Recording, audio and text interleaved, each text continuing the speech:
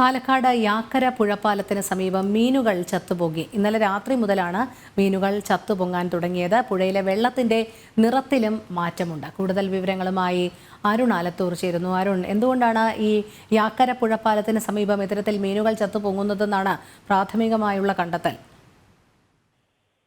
ഈ വെള്ളം പരിശോധിച്ചാൽ മാത്രമേ എന്താണ് കാരണം എന്നുള്ളതിലൊരു വ്യക്തത വരികയുള്ളൂ എന്നുള്ളതാണ് അധികൃതർ പറയുന്നത്.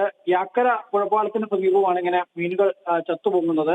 ഇന്നലെ രാത്രി മുതൽ ഈ മീനുകൾ ചത്തുപൊങ്ങാൻ തുടങ്ങിയിട്ടുണ്ട്. വെള്ളത്തിനാണെങ്കിൽ കറുത്ത കളറിലൊരു നിറവും രൂപപ്പെട്ടിട്ടുണ്ട്.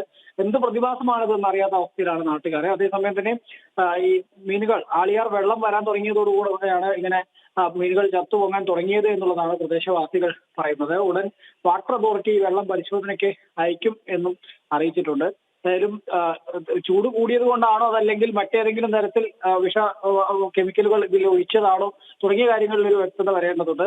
യാക്കര പുഴപ്പാലത്തിന് സമീപത്താണ് ഇങ്ങനെ മീനുകൾ കൂട്ടത്തോടെ ചത്തുപൊങ്ങുന്നത്.